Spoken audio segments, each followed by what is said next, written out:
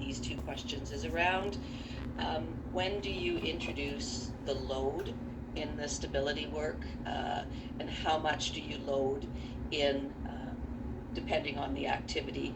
And the second is around the body position, whether we're standing, sitting, lying down, and your thoughts on when do you move from a sitting to a standing and lying down to a standing position in the mobility type activities that you presented.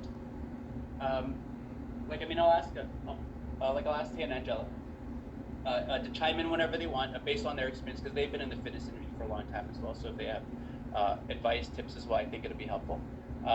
But to answer your question from my perspective, I tend to look at mechanics so their posture when they're doing certain things. If they're struggling and they don't seem to be doing the exercise the way you envision it, that's probably a cue to back off a little bit.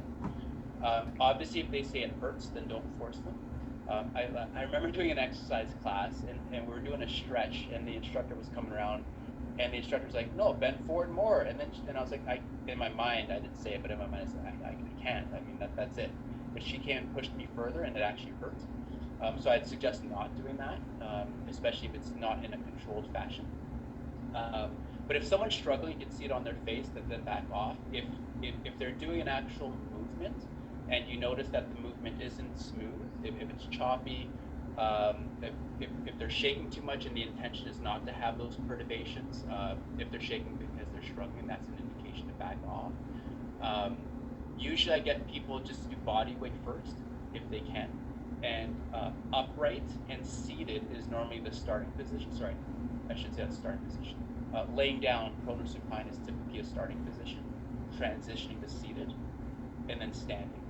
Standing on 2 feet, and then transitioning to standing on 1 foot, and then transitioning to 2 feet with an unstable surface, and then 1 foot with an unstable surface.